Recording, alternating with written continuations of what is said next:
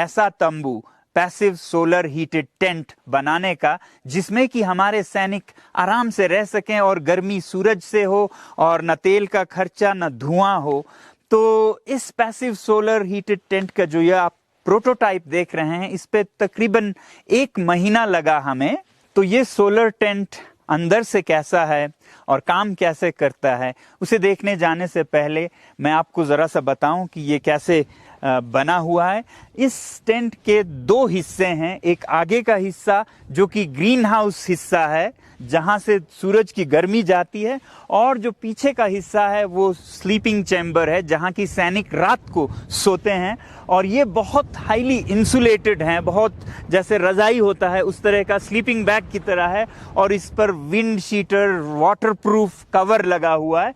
और फिर ये जो आगे का हिस्सा है जो ग्रीन हाउस है, इससे हम अंदर जाते हैं।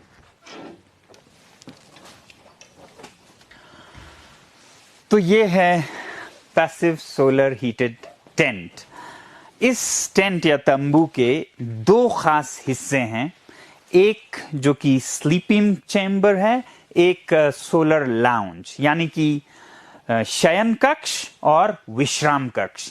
यहाँ पर सैनिक दिन में आराम से खुले में बैठ के अपने काम कर सकते हैं, हथियारों का सफाई वगैरह। और दिन में बहुत ये गर्म रहता है, मगर रात में नहीं। और फिर रात में ये कक्ष जो इसका उत्तर का हिस्सा है वो गर्म होके गर्म रहता है, तो वो यहाँ उनका सोने का हिस्सा है। अब ये पूरा टेंट कैसे गर्म रहता है, इसके 3 तरीके हैं। एक है कि दक्षिण दिशा से सूरज की किरणें आए, जैसे इधर आ रही हैं, वैसे ही ये जो दीवार है ये इसका दूसरा हिस्सा है। पहला हिस्सा दक्षिण से धूप आए, दूसरा हिस्सा वो धूप इस दीवार में, जो ये शयन कक्ष की दीवार देख रहे हैं, वो एक हीट बैंक है। इसमें वो गर्मी जमा होकर रहे ताकि वो रात को उपलब्ध हो, जबकि गर्मी की सबसे ज्यादा जरूरत हो। तो दिन की गर्मी रात तक इस दीवार में कैद रहे या जमा रहे, संचित रहे। ये इस दीवार में हम पानी का प्रयोग करते हैं और भी कुछ मटेरियल्स का, और इसको पॉलीकार्बोनेट के पारदर्शी परतों से ढका गया है, जिसमें से धूप जा सकती है मगर गर्मी वापस ना आए। तो इधर फिर खिड़कियां हैं, यहाँ एक दरवाजा है, और फिर उसकी दूसरी तरफ हम शयन कक्ष में, स्लीपिंग चैम्बर में जाएंगे तो तीसरा हिस्सा है इंसुलेटेड कक्ष। 3 हिस्से हुए। दक्षिण से धूप का आना, इस दीवार में वो जमा होके रहना, और फिर रात को ये गर्मी बाहर ना चली जाए उसके लिए एक इंसुलेटेड चैम्बर जहां से गर्मी बाहर ना जाए। तो आइए हम शयन कक्ष यानी कि जो स्लीपिंग चैम्बर है उसमें जाएं।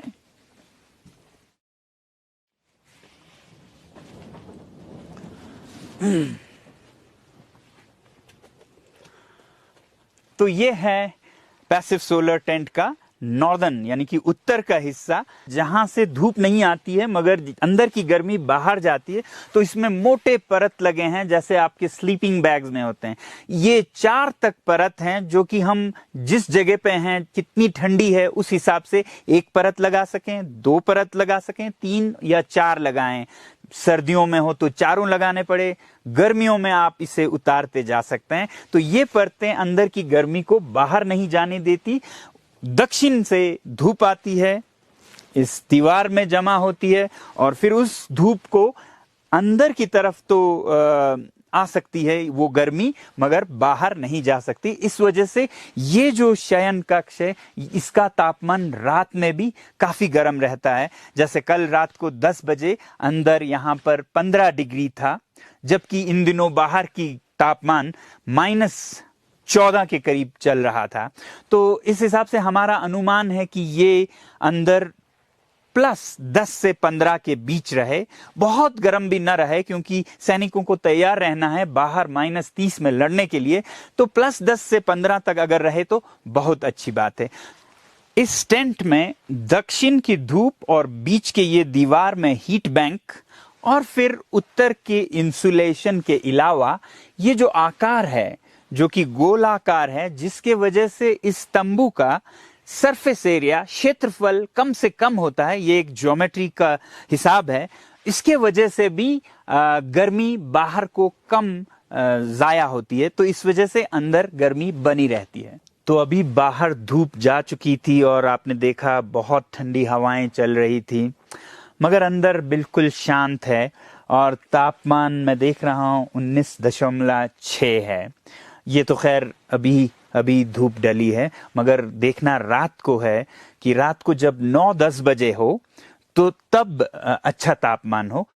इस सोलर टेंट के डिज़ाइन में हमने ये ध्यान में रखा कि इसे पोर्टेबल रखना चाहिए ताकि ये कहीं भी ले जाया जा सके, और ऊंचे पहाड़ों में खासकर जो रेजांगला और ब्लैक टॉप हिल उनको नज़र में रख के, या फिर सियाचन ग्लेशियर उनको नज़र में रख के बनाया गया है। और इसको जब हम खोलते हैं तो ये कोई 30 से 40 हिस्सों में बंट जाता है, और हर हिस्से के वजन 30 किलो से ज़्यादा नहीं होनी चाहिए ताकि उसे उठा के ले जाया भी जा सके। और इसका एक ज़रा महंगा वर्जन होगा जो कि एल्यूमिनियम का होगा, उसमें तो लगभग 20 किलो से ज़्यादा कोई भी हिस्सा नहीं होगा। इसका डिज़ाइन हमने सेना के साथ निकट समन्वय रखते हुए, उनकी ज़रूरतों को समझते हुए किया है, और सेना ने हमें बहुत सहयोग इसमें दिया है।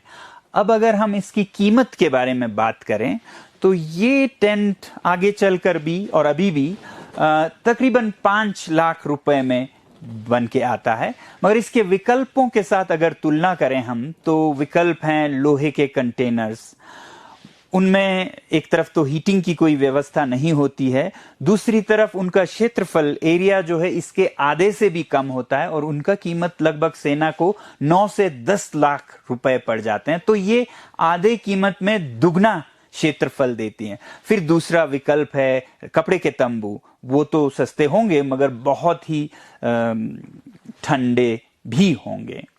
इसी प्रोजेक्ट को अगर एक सरकारी लैब में एक रिसर्च प्रोजेक्ट की तरह किया गया होता तो शायद आधे से 1 करोड़ तक लग जाता। हमने यहाँ पर इसे बहुत ही कम खर्चे में किया और 1 महीने में डेवलप किया, और इसका खर्चा हमने सरकार से नहीं लिया, बल्कि ये जो परियोजना है ये मेरे अपने खर्चे से एक सेना के लिए भेंट या तोहफा के रूप में करने का हमने सोचा है। और अब हम बाहर आ गए हैं इस तंबू के, काफ़ी हवाएं चल रही हैं और काफ़ी ठंड है यहाँ पर।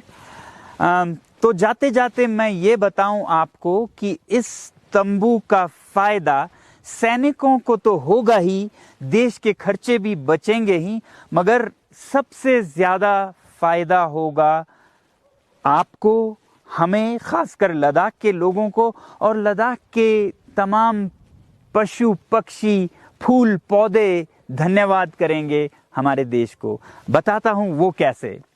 अभी जिस तरह से हमारे सैनिक और फिर चीनी सेनाएं और दुनिया की सारी सेनाएं जिस कदर से तेल जला रहे हैं, उससे बहुत भारी प्रदूषण हो रहा है।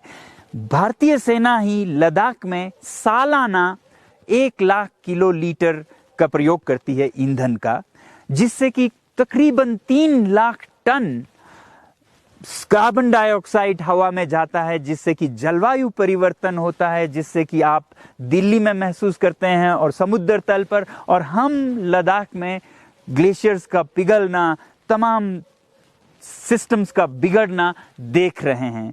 तो हमारी उम्मीद है कि अगर हमारे सैनिक ऐसे तंबुओं का प्रयोग करते हैं तो भारी मात्रा में तेल के प्रयोग में कमी ला सकते हैं। वैसे ही मैं तो चाहता हूं कि चीन के सैनिक भी, जिनको वहां भी उन्हें ठंड लगती होगी, उनका भी बहुत खर्चा है, प्रदूषण तो फिर चाहे चीनी हो या भारतीय हो सबको भुगतना पड़ेगा।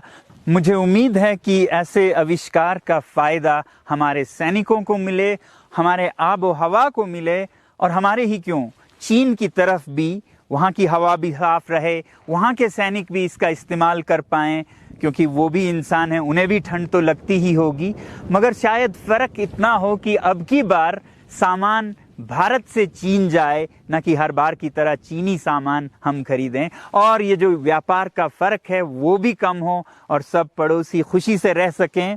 आपको कैसे लगे ये विचार जरूर लिखिएगा। इस वीडियो को लाइक करें, हमारे चैनल को सब्सक्राइब कर बेल आइकन जरूर प्रेस करें हमारी न्यू वीडियो सबसे पहले देखने